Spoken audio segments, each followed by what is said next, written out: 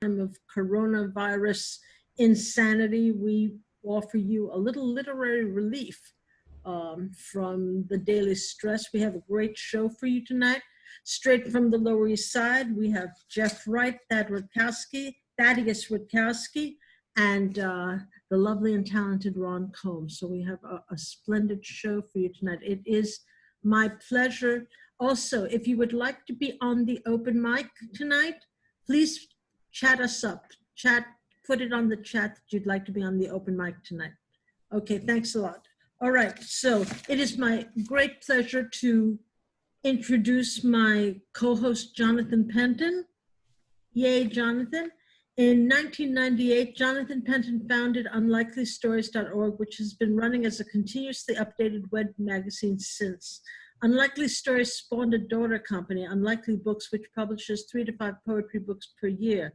Jonathan has lent editorial and management assistance to a number of literary and artistic ventures, such as the New Orleans Poetry Festival, Mad Hat Inc., and Big Bridge. He has organized literary performances in places like Alabama, Arkansas, California, Chihuahua, Colorado, Florida, Georgia, Illinois, Louisiana, Massachusetts, New Mexico, New York, North Carolina, Ohio, Texas, and Washington State and DC. Yes. Okay, his poetry books are Last Chap, Blood and Salsa, Painting Rust, Prosthetic Gods, and Standards of Sedity, and the free e-chap, which you can download from Argus eBooks, Backstories. Jonathan, take it away, please. Thank you, Larissa. So as the regulars have heard me say many times, I'm not very prolific, so what I regularly do is I read a poem that we published in the past week at unlikelystories.org. This is called I Have Not Heard This Before. It's by Philip Henry Christopher, and like I say, you can find it at unlikelystories.org.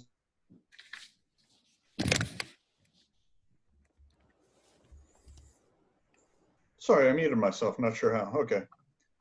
I have not heard this before, not the boom of the marching drum, rat-a-tat-tat field snare triplets, slow and steady like Cassians crawling carefully constructed causeways on causes carefully concocted, rolling across contrivances. Have not seen before Gidon flags filing brazen in desert Sirocco, not seen silent windows drained of tears, not seen swift fury mutate into creeping sorrow heroes, laboring on slow wheels, withering over sidewalks, suction cup stick and release, concrete and crutch rubber, not seen streams run the color of raspberries or sand the color of the sun, streaking daybreak, warning sky to sailors of windblown dunes. Not seen hot red and yellow, blue flames spitting shrapnel before, not heard concussions over cowering cities before, not seen brass band brigades, not heard blood-stirring marching music, not heard burnished like bronze bugle blow taps, not heard roar of engines pierce piece of rice paddies, not seen streaks of vapor trails over flaming villages, not seen 4th of July napalm rolling like lava over disappearing fields of green, not seen carpet brawl and threshing machines harvest fragile stalks of life, gone in stilled heartbeat, not heard orphans cry in empty nursery, not heard mothers cry in burned wheat field, cornfield, rice field, killing field, black as soil, charred like bodies not seen, human cinders under stealthy black sky bomber night, not seen talking head and mouth gesticulate lies for justification, not heard mumbled expletive beneath articulate pronouncements, not seen covert jungle assassins, not heard bullet bracing body, not heard saints and sinners sing solemn songs in unison, not seen shadow soldiers stand like silent phantoms, not seen tricolor boxes of dead of night tarmac, not seen red sky, not seen towers crumble, not seen sand ignite, not heard a last feeble sigh, not seen an empire die. Again, that was by Philip Henry Christopher, and it's called I Have Not Seen This Before. Next up, I'd like to announce our co-host, Mark Vincennes. Mark Vincennes is an Anglo-Swiss poet, a fiction writer, translator, editor, publisher, designer, multi-genre artist, and musician. He has published 14 books of poetry, including more recently Becoming the Sound of Bees, Leaning into the Infinite, The Syndicate of Water and Light, and Here Comes the Night Dust. Vincennes' newest collection, The Little Book of Earthly Desires, and a novel set in ancient China, 3 Taos of Tao, or How to Catch a Fortuitous Elephant, are both forthcoming in 2021 from Spiked and Dival. An album of music, ambience and verse, Left Hand Clapping, is also forthcoming from Tree Torn Records. Vincennes is also a prolific translator and has translated from the German, Romanian, and French. He has published 10 books of translations, most recently Unexpected Development by award-winning Swiss poet and novelist Klaus Mertz, and which was a finalist for the 2016 Cliff Becker Book Prize in Translation. His poems have been published in many journals, including The Nation, Plowshares, the Los Angeles Book Review, World Literature Today, Raritan, Asymptote, and Plume. His work has received fellowships and grants from the Swiss Arts Council, the National Endowments for the Arts, and the Winter-Benner Foundation for Poetry. He's the editor and publisher of Mad Head Press and publisher of New American Writing. He's lived all over the world, from Brazil to China to Iceland to India. He was born in Matilda Hospital on the Peak in Hong Kong, but now lives on a farm in rural western Massachusetts, overlooking Herman Melville's Greylock Mountain, where there are more coyotes and bears than people. Mark, would you care to read for us today? I would. This poem is called A Break in Consciousness. In the basin of the Euphrates and the Tigris, identity was remaindered into the limitless deserts of Arabia. The mountain chains of Persia, tombs were hewn and risen to Horus and Osiris, the bodies clad in their mummied cloths, and assimilation of the pharaoh's own voice, the admonitions of the lost, the whispering of the waves, and finally the flood that comes but once from one mouth, just as the ancestors were cut from one cloth. Nothing but a few clouds now, and across the sands we ride, an act of love, no doubt. How beautiful the silence, how after the last grain counted, the sky and earth lose their enchantment, and we reach the caravan's final stone, an etching carved beneath the surface, calling all lovers to invoke the stars, to press forward in long, uneven strides. Even when the soul is aware of it, the heart speaks without a particle of error. Then the voices mingle, and what was so finely chiseled from limestone, from slate, diorite, standing in the seated rows of the tombs, the offerings, the notion of a vital source, the hieroglyphs of two arms uplifted with flat outspread hands, something like willpower emerges, even when crossing these consuming sands at the end of 1,000 detours, clairvoyance. And to my undying surprise, there is no floor or ceiling. Further still, out from all resources, we roll up into a ball of thought and build a tower. What you ask was its source. Why, the finger that refuses the thimble, the king on the seat of his own father, represented by a small humanoid bird, the pursued and the pursuing, the hours that marry the gods. And so we climb deep into the tomb to keep watch, to keep the river bed flowing, even here among the desert rats and the scorpions. Through a pinhole, we watch the redness of a single flower upon the sky descend deep into the core. A shattering of the universe resounds, satisfies. Yay.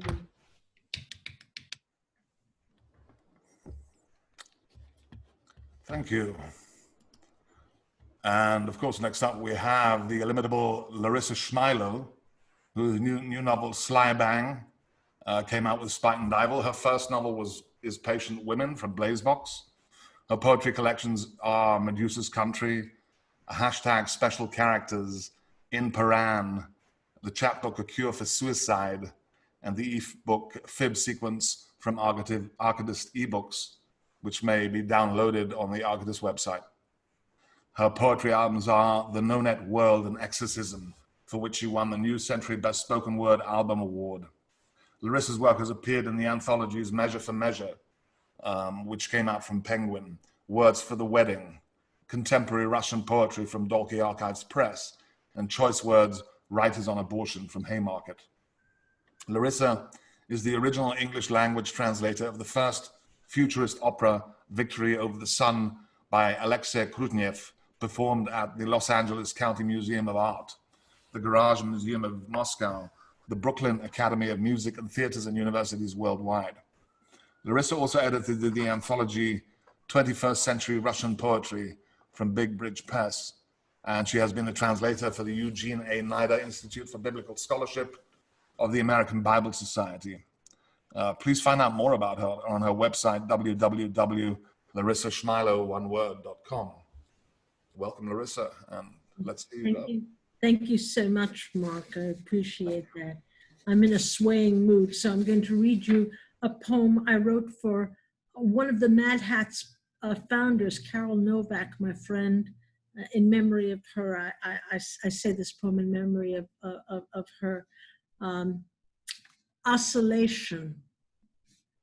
Cellular grandfather, pity me, once it was understood how things were done, how the boiling ferns invited the glaciers to come, how the dinosaurs asked to die. Oscillation, the world was born in swing and sway, and I, fasting slowly, am not random nor mad, but large and more precise than you. My blood makes errant cells, my moon subtends the sky, my tides squeeze life out of rock. All my night journeys find a sun. I leave orchards and olives behind. Thank you very much. Now it is my great pleasure to come to the feature part of our program. Voices from the Lower East Side, and that have been heard around the world. The Lower East Side had these voices from the Lower East Side have been heard in Europe, Australia, all over the world, but they originated here in NYC. So I am very pleased to first bring up Jeffrey Cyphers Wright, who is a publisher, critic, eco-activist, and artist who is best known as a new romantic and surrealist poet. He is the author of 17 books of verse, including Blue Lyre from Dos Madres Press and Party Everywhere from Xanadu. Look at the book, look at the book. Doppelgangster is forthcoming. Recent poetry is a new American writing, Sensitive Skin, Posit, and Big City Lit. Wright's critical writing appears in Art Nexus and American Book Review. Formerly, Wright ran Cover Magazine, The Underground National. He has hosted numerous events in New York at La Mama, etc., KGB Bar, and Howl Happening, and publishes Live Mag. He is a Kathy Acker Award winner for poetry and publishing, and a two-time Pushcart Prize nominee. Learn more about him at jeffreycyphers.com or at livemag.org. Jeffrey, take it away. Looking forward to this. Thank you, Larissa. Thank you, everybody. Thank you so much. Yes, the good old Lower East Side. You know, what a great theme it is. So I was taking all these walks down memory lane, and I thought I would start with a little poem that was an award winner here for the Theater for the New City catalog. And I've been quoting it all week. It goes one line: "This land is your land, where we make our dreams up, where we burn in the word forge, hammering light with our tongues, west of prayer and cornered by time. I pledge allegiance to the Lower East Side. Give me liberty or forever banish me." So I was involved with the garden struggle a while there, and I'll get back to that in 1 second. I wanted to read a poem from Van Gogh's Ear, a very nice magazine out of Paris. And this was a collaboration I did with Allen Ginsberg, and it's called All Day Sucker. I walked on the banks of tin can, gender, aged, shunned, and shafted big time. I've walked with the animals at the Republican National Convention, at a convocation of Supreme Soviets, and breathing heavily atop the Great Wall of China. I have drunk the tears you cried, as well as other fancy queers. Chanticleer has nothing on you, except a free ride home to my walk-up in a Lincoln town car. Now all night,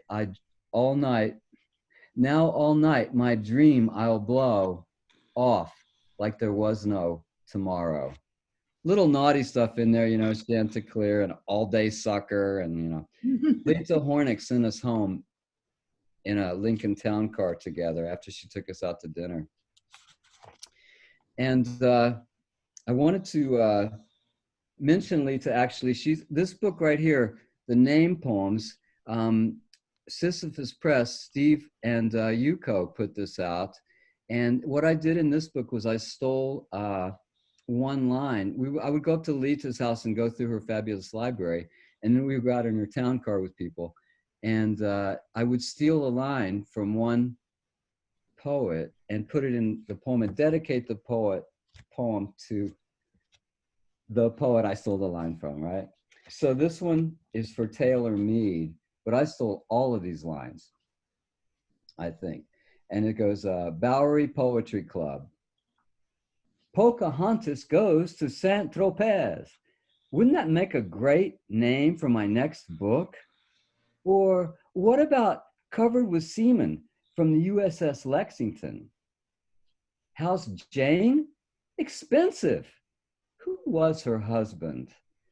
I'm just a working man's Astor. That's the first time my cousin said I'm right.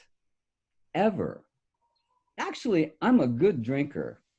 Here's to doers on the rocks. What's all the fuss? This is written on papyrus. Actually, I might have written the last line, I don't know. But that was something he would be holding court at the Bowery, and Bob actually wrote a whole bunch of stuff, I think, that was him talking from the bar. Now, I wanted to jump into the garden, East Village garden stuff, and the Lower East Side was so amazing. It's like the garden district, and I was real involved with this. And so this is an unpublished manuscript, The Battle of Chico Mendes, which was the garden I was most involved with. And this is called Writing My Obituary.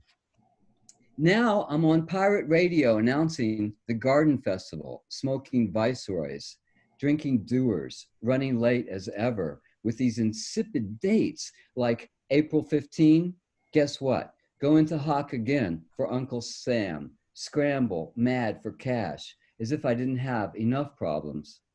Reading Verlaine, thinking of you, fair, dark, and sweet.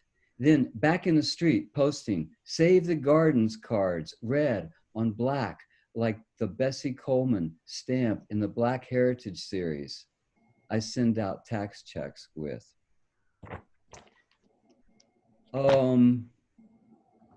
And now I'm gonna just mention Fake Lies and Sensitive Skin. This book came out from Fell Swoop. I wanna thank Joel Daly.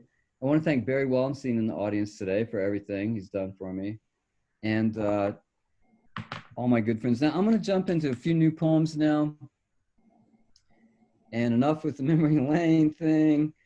And these are from Doppelgangster, and I was just really having fun with the Lower East Side kind of a thing today. Pass it on. I am because we are. That's a Senegalese saying. Dance daily with a broom, lead from the hip, wrestle with restlessness. Put yourself on the map. Seek a good-looking seer to keep you stoked up. Our partners are our armor. They're the arms we bear and have reason to cheer.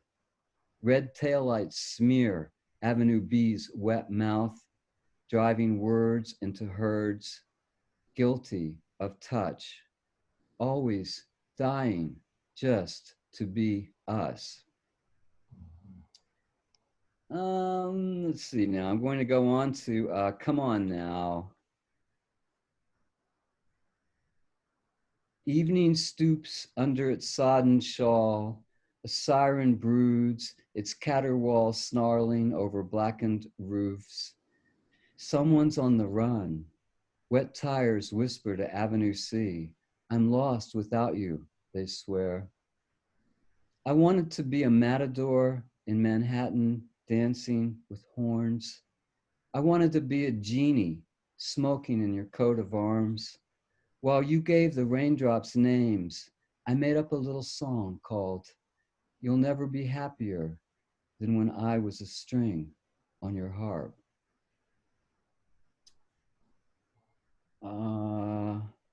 Okay, let's see now.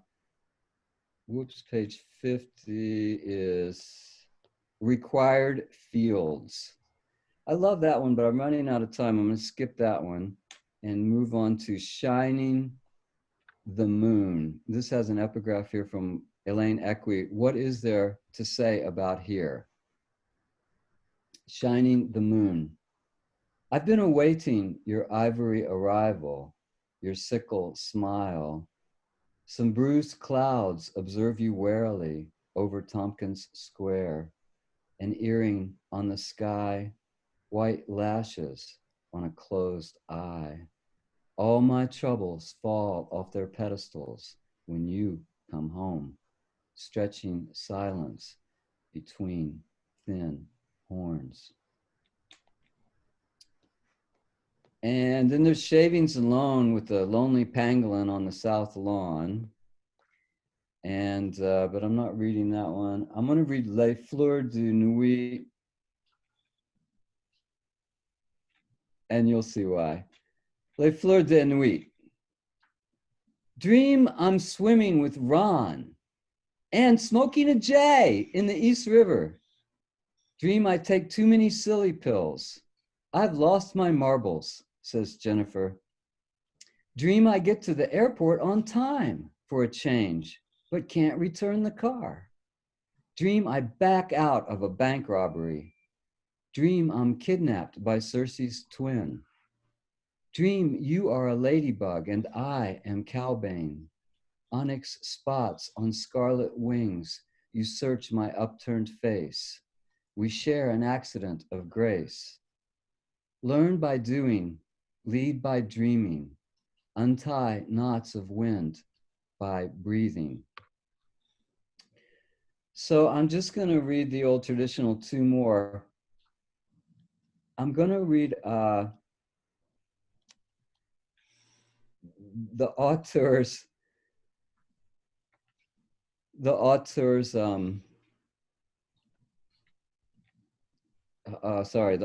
progress. Jesus Christ, what happened? I just disappear everything. Oh, I know what I did. I made it so big I couldn't see it. Sorry. Now I can find it. The auteur's progress. And these are supposed to be like the names of all my movies I made, you know. Here we go. Sorry about that. The Cuckoo's Testimony, The Cobbler's Soul, The Hatmaker's Headache, The Bell's Endless Toil, The Witness's Falsies, The Trunk Full of Peanuts, The Secretary's Defense, The Crabby Fiddler, Salt's White Murmur, Charlotte's Webinar, Turning into Saturn, Roasted Blue Inside. You are the one I find, lost in a desert of light. And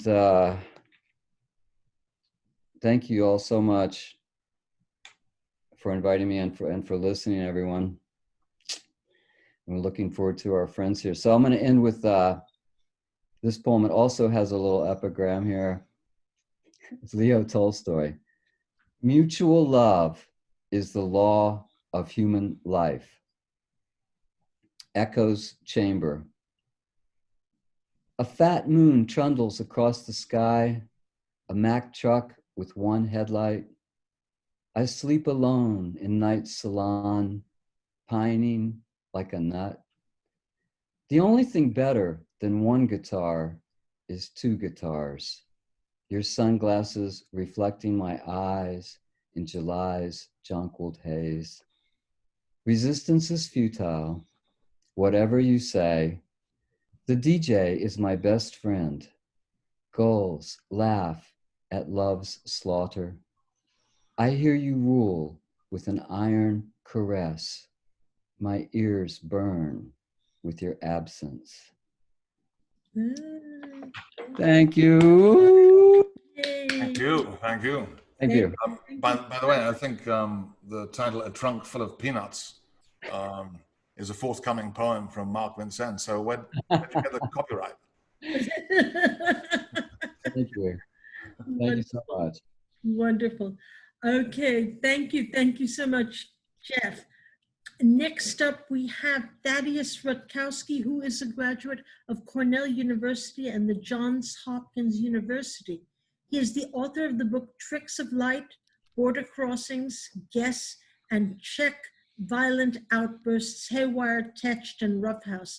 Haywire won the Members' Choice Award given by the Asian American Writers Workshop in New York. His stories and articles have appeared in Copper Nickel, Faultine Fiction, Fiction International, Hayden's Ferry Review, the International Herald Tribune, Little Pawtuxet Review, NASA Review, the New York Times, Phoebe, Potomac Review, Southwester, and many other journals. He teaches at Medgar Evers College and the Writer's Voice of the West Side YMCA. He received a fiction writing fellowship from the New York Foundation for the Arts. He has been a resident writer at Yadu, MacDowell, and other colonies, and has traveled extensively to read his work. He lives with his wife, Randy Hoffman, in Manhattan. Please, ladies and gentlemen, help me welcome Thaddeus Rutkowski. Yay. Thanks, thanks, Larissa. Can you hear me okay? I hope you can. Yes, we can.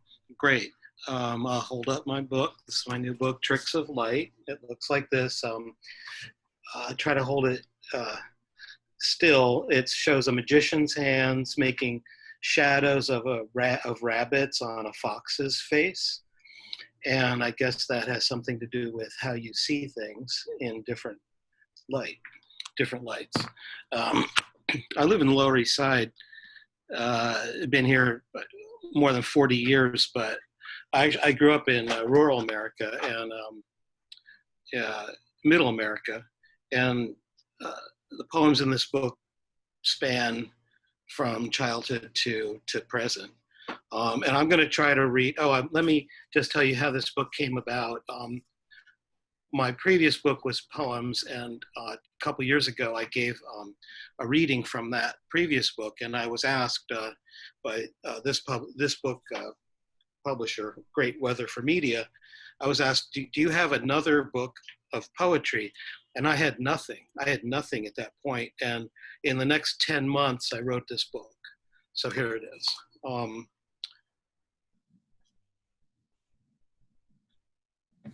And what I'm going to try to do is read 10 poems in 12 minutes. This is called Farmers and Dove. When sunlight hits the higher points and the lower places remain in shadow, two farmers harvest corn together. One drives a pickup truck while the other follows alongside, stripping ears off stalks and tossing them into the truck bed. On a telephone wire above the farmers, a mourning dove coos for what's lost, for some unspecified thing that's missing. The calls aren't sad for the dove, only for those who are listening. For those of us who know what's missing, the sounds of the bird remind us of what's lost. And then this next one I realized was inspired partly by a poem by Li Po, who lived in 8th century China. He wrote a poem about drinking alone in the moonlight with just his shadow. This is called Being Alone. When I'm alone with myself, I am not where I want to be. There is just me. There aren't two of us. It is not me and my shadow cavorting. There's only one, and that's not enough to keep me company. Sometimes I don't want myself around. I want myself to go away, but I can't tell myself to do that. And then here's a found poem. Heard this from a taxi driver in Florida. And this is what he said. This is called Cold Days in Florida.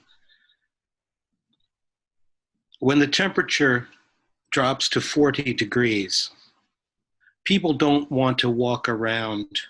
It's too cold to be outside. They stay inside and wait until the days get warmer. The temperature rarely drops below 40, but once it dropped to 28, when that happened, birds started to die. All around the bay, all kinds of birds keeled over because of the cold. Along with the birds, people started to die. But not everyone succumbed to the cold. Only old people died. They couldn't take the shock of a cold day in Florida. And, a lot of these are just my accounts of my experiences, obviously. This is about a trip to the dentist. It's called Foreign Fillings. Foreign fillings. I'm asked if the fillings in my teeth were done in a different country. I wonder if foreign fillings look different, if they are higher or lower on the tooth, or have a different color. Maybe what looks different is my face, as if I'm from a different country and had my earlier dental work done there. What country do you mean? I asked the dentist and his assistant, because I can't quite figure out what country they think I'm from. Maybe they don't know. Maybe all they know is I don't look like they do. I wait for their answer with my mouth open.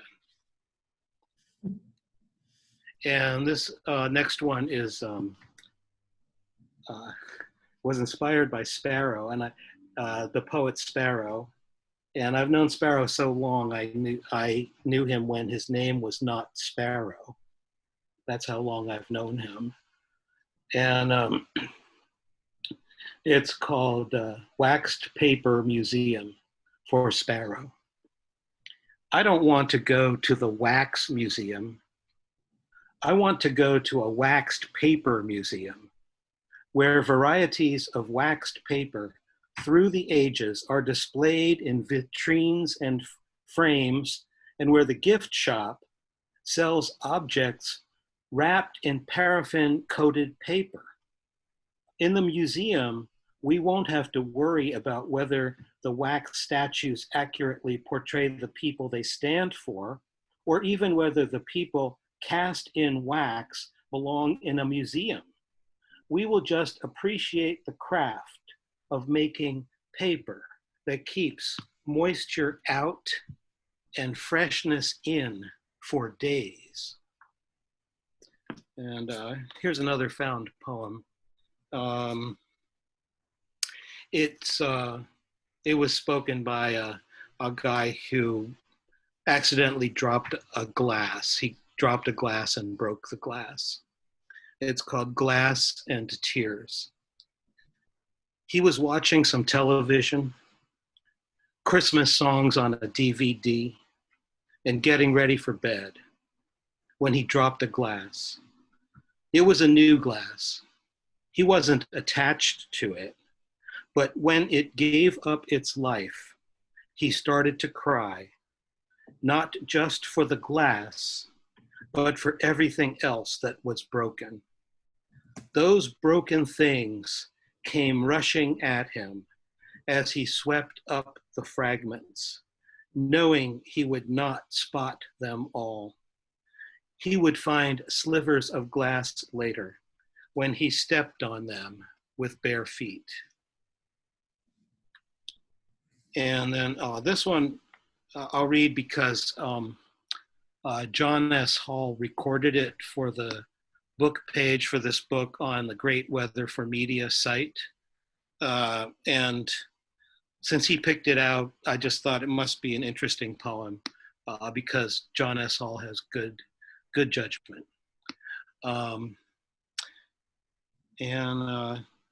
It's about something I saw in the East River Park. I go to the East River Park almost every day on my bicycle, every day when the weather's good.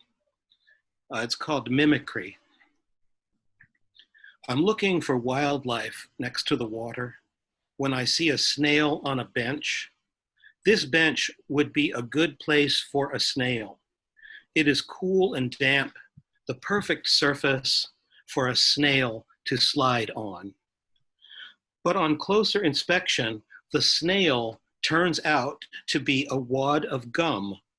The lump is the right color and shape for a snail, gray and round. It is also the perfect color and shape for a wad of gum.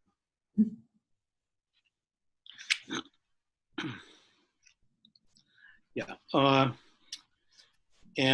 this poem is about the passing of my brother, who was younger than I am.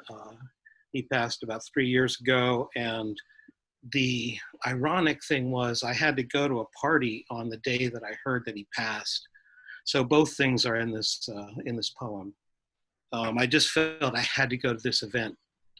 It's called My Brother's Passing.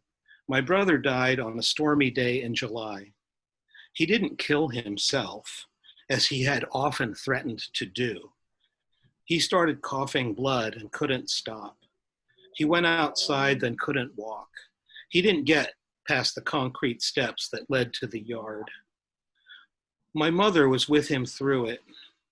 She saw him fall away. She called me, told me about 5 p.m.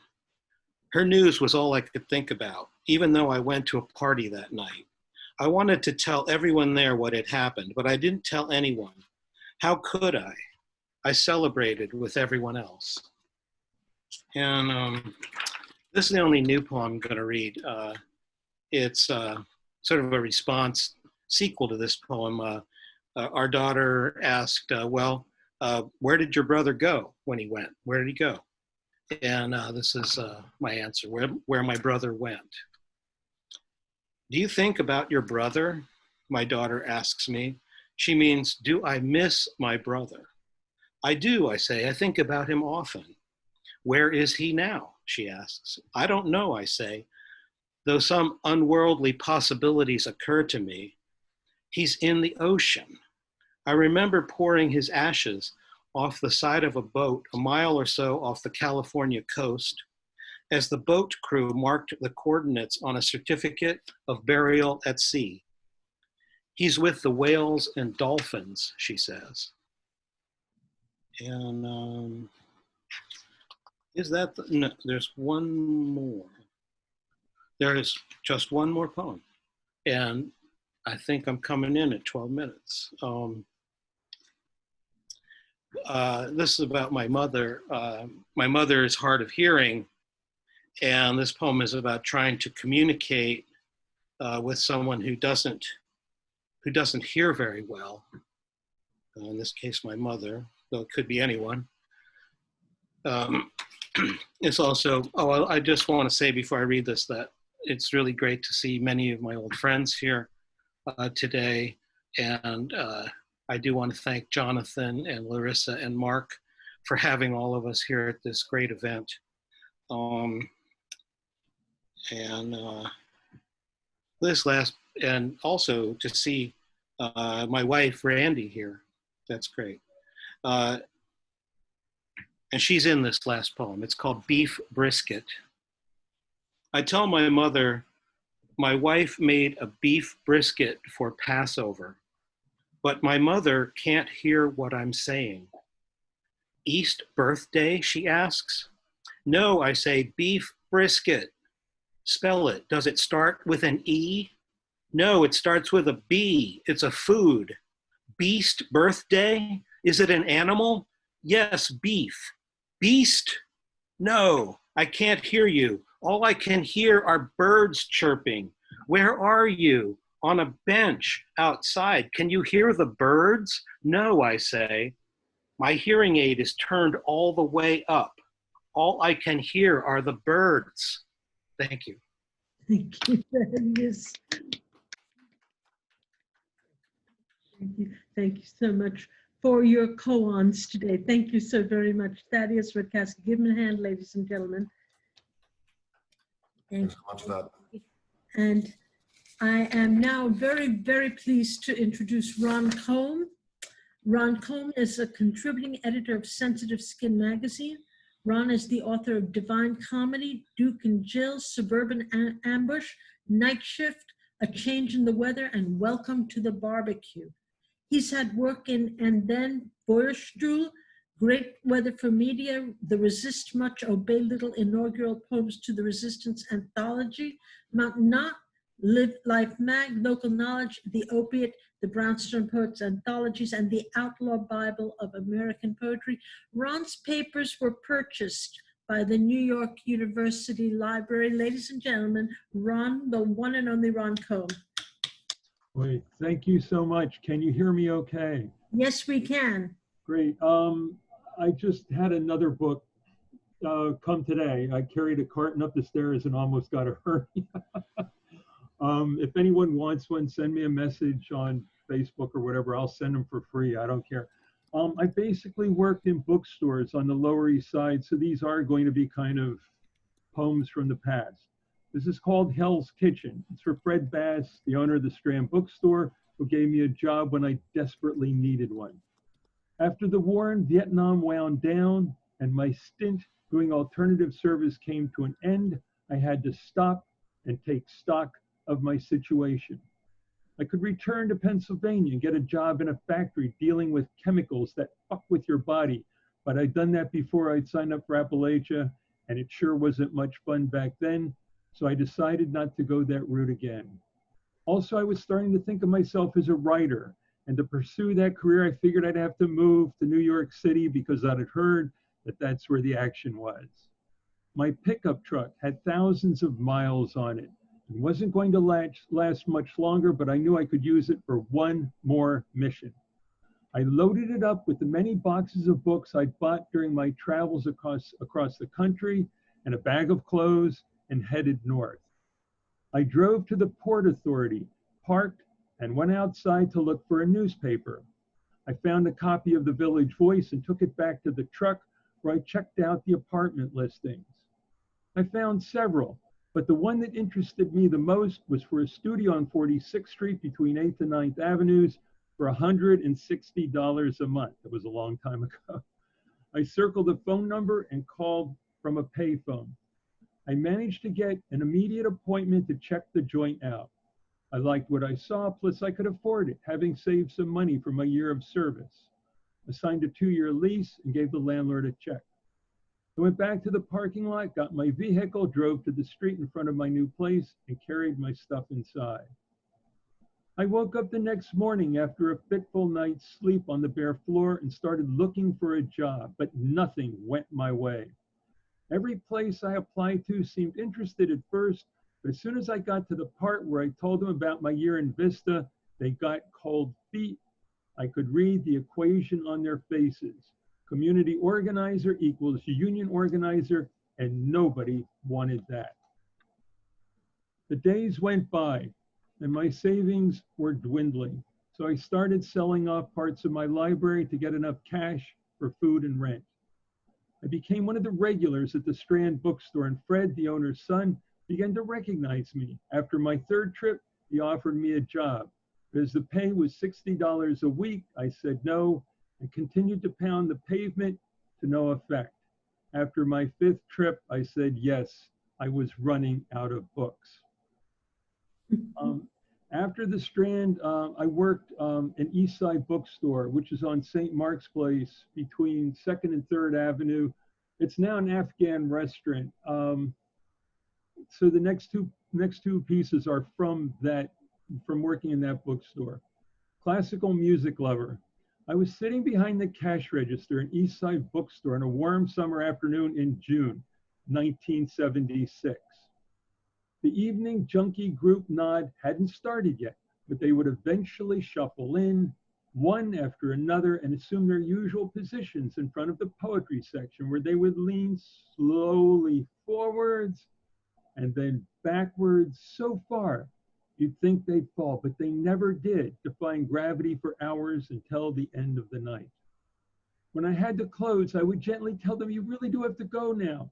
But I never touched them because I'd learned from bitter experience how badly it freaked them out. They'd scream and wave their arms around, knocking books off the shelves, and I'd have to beat a retreat back to the cash register.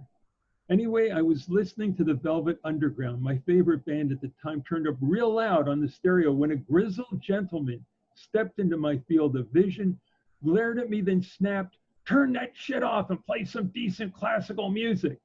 I almost said, fuck you, but I recognized him. It was Charles Bukowski, probably in town for a reading. I like this music and I'm not taking it off, I said, expecting an angry reply. But he surprised me by apologizing instead. I'm sorry, he muttered, turning on his heels and leaving the store. To this day, I say everything 3 times a la Bukowski, and I wished I'd told him how much I liked his novel Post Office, which I've read at least 3 times. And this happened in that same bookstore. It's called Incident in New York City Bookstore for Anne Waldman. I'm sitting behind the cash register in an East Village bookstore on St. Mark's Place near 2nd Avenue, looking at a postcard that's taped to the wall of Anne Waldman, topless. It's been there a long time, but I've never actually read the message she wrote on it. So I'm kind of distracted. I almost don't notice a guy duck into the office where the manager's bike is chained to a desk. I'm alone in the store, and I don't think Anne Waldman will be coming to my rescue. The guy comes out of the office wheeling the bicycle. He must have cut the lock somehow. Hey, I shout at him as he approaches the door. That doesn't belong to you. Put it back where you found it. He leans the bike against the bookshelf and slowly walks over to where I'm perched on my stool. Gripping the edge of the counter, I look down at him. He's short and stinks of alcohol. His eyes glazed over, but he lashes out lightning fast with the knife that sinks into the top of my right hand. The blade gets stuck in the cartilage and he can't pull it out. So he simply lets go and stands there motionless like a toy whose battery has died. There must be something seriously wrong with me because I suddenly find myself lecturing this neighborhood junkie. I could do anything I want to you, I tell him, picking up the club we have under the counter and waving it for emphasis. You're small and drunk and stupid. I could probably even kill you and get away with it, but that would be pointless. I yank the knife out of my hand and give it back to him. Just get the fuck out of here. He exits the store, slashing some flyers posted near the door as he does so, leaving me and Anne Waldman alone again. And I'll end with just a short one. This was written for a poetry collective called Brevitas, and Jeff Wright is a member of it. This was put forward by Steve Zeitlin, asked us if we would all respond to the line, "It takes a pandemic." And I believe it's been archived in City Lore, which is that little museum on First Street that he curates. It takes a pandemic to end a 50-year career of working in New York City's independent bookstores, which included the Strand, Eastside Books, New Morning, Coliseum Books, St. Mark's Bookshop, and Postman Books, which closed on March 16th due to the pandemic. The last book I sold there was Camus' The Plague. Thank you guys so much. You are the best. You guys are the best. Thank you, Larissa. Thank you, Mark. Thank you, Jonathan. Yay. Thank you, Jeff, and thank you, Thad, too. You guys are great. Everyone's good. Thank you, Ron. So much. Ron Kolm, ladies and gentlemen, give him a hand. Thank you. And Thank you. Thank you. okay, good enough. Wonderful. Anyway, thanks again to Jeff Wright, Thaddeus Rutkowski, and Ron Kolm for a fabulous reading. We really appreciate it. The Thank you. Lower East Side will remain the Lower East Side no matter what they do to it. We have the spirit. Thank you so very much. Thank you. Before I open the open mic, I would like to make a few announcements. First, I'd like to thank our technical director, Amanda Roberts, who is keeping us safe and keeping us informed and keeping us in general moving on along swimmingly on live stream, Zoom, and Facebook. Thank you very much, Amanda. Next week, August 1st, we have a Botho reading for you. We have C.A. Conrad, Anna Halberstadt, Tara Campbell, and Bill Yarrow. So do not miss this wonderful collection of poets that we have for you next week. August 8th, come hear some exciting new voices, emerging poets, Karina von Berkham, Noah Burton, Lisa Rosinski, and D. Eric Parkinson. This is our emerging night. Please support the people that are just coming up in the world. All right, so we'll move on to our open mic, and I'm very delighted to welcome Bob Heeman to the mic. Bob, would you please unmute? Let's see if we can help him out with that. Ah, here it is. Hi, folks. Hi, Bob. Okay, just one piece. Information. Your life has been constructed to allow for commercial breaks, to allow for a loaf of bread and a mountain that cannot be seen. The captions tell you that discovery is inevitable, that the word attached to your arm is incorrect, that your hunger can never be described.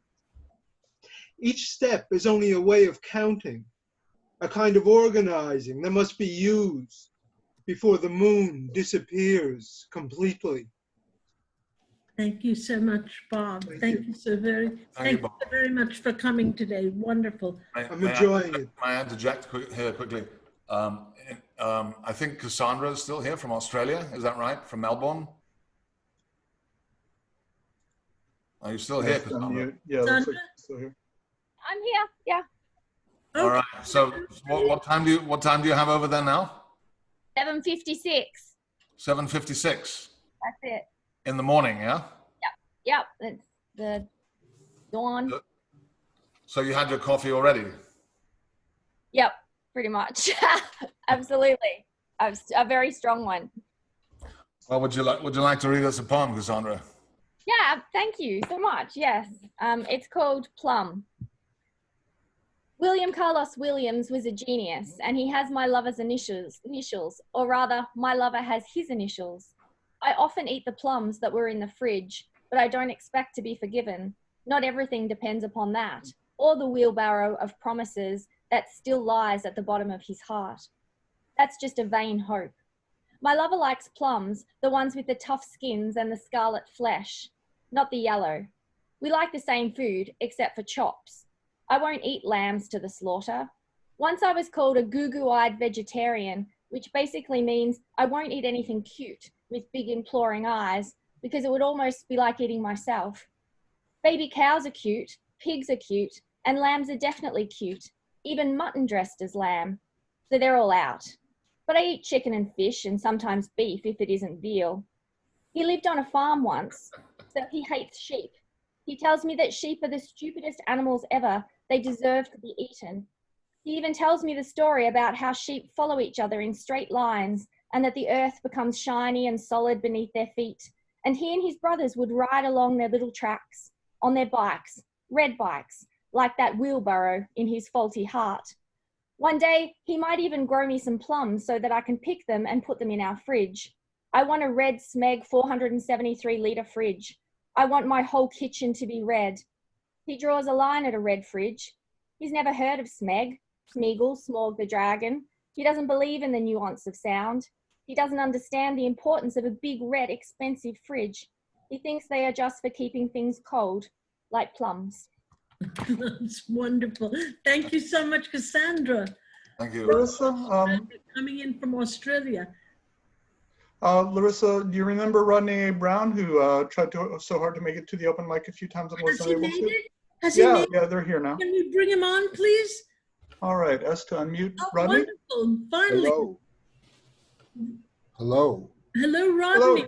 Welcome. Hey, I'm a black screen. It's not your imagination. I'm thinking about being public in Black bodies and what that means to be seen. So hopefully you can still hear me. We can. I'm gonna share some poems that are at Unlikely Stories. One poem, please, Rodney. One poem. Will do. Re-enter Eric, Angela, and John as a visible energy that returns and leaves in cycles. Enter in as well. Enter in the word the. Enter in matters. Enter in your own costs. Enter colors gray, orange, and manila. Enter Madagascar vanilla. Enter gun control. Enter text cigarettes. Enter primary sources. Enter disbelief. Enter falling. Enter greetings. Enter hair. Enter nephew name. Enter cousin name. Enter priest name. Enter post-traumatic stress disorder. Enter like flying. Enter grave marker. Grave marker, write the name of the reader's babe on a gravestone. Enter more words. Enter the colors blue, black, and yellow. Enter pockets. Enter more worthlessness feelings. Enter capitalism. Enter as a result of you. The root enter. Judge of character enter. Enter animals. Exit Halloween cat. Enter untaxed cigarettes. Thanks. Thank you so much, Rodney. I'm so glad we finally had you. We've been waiting for you. Thank you so very much. All right, we have next up Madeline Artenberg. Madeline, would you grace us with a poem, please? Madeline is us to unmute. Okay, thank you. This is Control. My Jufro is freestyling to the funk. Hey, curly hair, you dance like a sister, says my Black boyfriend, doing the dance of the nerd. WASP guys tell me, you Jewish girls are so smart, so wild. Not all of us. Teenage me once straightened my hair with lie. Everywhere, sleek ponytails and page boys taunted me, but my hair was a lie and the glop burned me to hell. Passing through West Virginia, the waitress hurries my pale face by a ton of empty tables. She sits me in the kinky hair section alongside the lone Black customer. At the office, my stick-straight woman boss often barks, "Control your hair." I wake up with it so knotted, I have to cut it free. Thank you so much, Madeline. Thank you, Madeline. Thank you. Thank you, Madeline. Okay, I think we have one more. Francine Witter would like to read a poem as well. I was just about to call Francine up. We have one more person. Francine, will you close us out today? Francine is now unmuting. Let's see. Ah, there we are. Okay. That was dramatic. This has been a great reading. 3 of my favorite readers from the Lower East Side. Really nice. In honor of baseball returning, I'm going to read one of my Charlie poems. Charlie explains baseball to me and how it's about history, Game 6 in Gehrig, and so many stats. I tell Charlie that history hasn't been kind to him and me, and I remind him about the night he hooked up with the ice cream girl and how I forgave him because Booze was already the other woman. Of course, I say this only in my head. Charlie stopped listening long ago. And I think again about leaving. And again, I think about how easy life could be, clean as the smack of a bat or a baseball birding through the sky. And that's when Charlie tells me how he could have gone pro, star catcher in the Pee Wee League, and later scouted in high school, but the damn drink hooked him early. Easy fish. He takes a deep breath and says, he'll tell me more later. I settle back in for the evening, looking at the boy that lives in Charlie's face. Thank you so much. Thank you, so Francine. much, Francine. Okay, we actually, I'm going to. Larissa, I know we want to end the show, but we still have one more person who wants to read, so maybe we should give her a go. I Janet think Restino? Lydia Cortez. It was Janet Restino? And Janet, okay, we'll have Lydia Cortez and Janet Restino. Lydia, come on in. Okay, thank you. I like my men seasoned with a soupçon of sleaze. Not enough to cause nausea, just enough to make it interesting, like a bouillabaisse. Thank you so much, Lydia. A beautiful brevitas. Thank you so very much. And now, last but definitely not least, Janet Restino, would you like to give us a poem? Sure. Thank you so much. Thank you. Thank you. This is for George Floyd, written June 1st, 2020. Sweet land of liberty, one nation indivisible with liberty and justice for all. For all who and for all what and for why. For all who and for what and for why. For on the ground, on the bitter black gasoline fuming asphalt under him. Under his neck, under his neck, under his neck. Now it's not a noose around a black man's neck. Now it's a knee there to stop his breath. Stop the breath of Black George Floyd. Now what's around his neck is a white man's knee, black-booted, crushing down, pressing down, oh, pressing down on no tree limbs, no swinging from no ropes. Black George Floyd should not have had any hopes. Pounds of pressure pinch and strangle, the smothering done by this derrick chauvinist man, pressing and pressuring down on Black George Floyd, hands in cuffs, arms unarmed, who never harmed this derrick chauvinist playing cop, this big game hunter with his trophy kill right there beneath him now. Chauvinist brought down the bigger man. He kneed Black George Floyd, put his neck in a vice, and with all his weight, chauvinist pressed on down.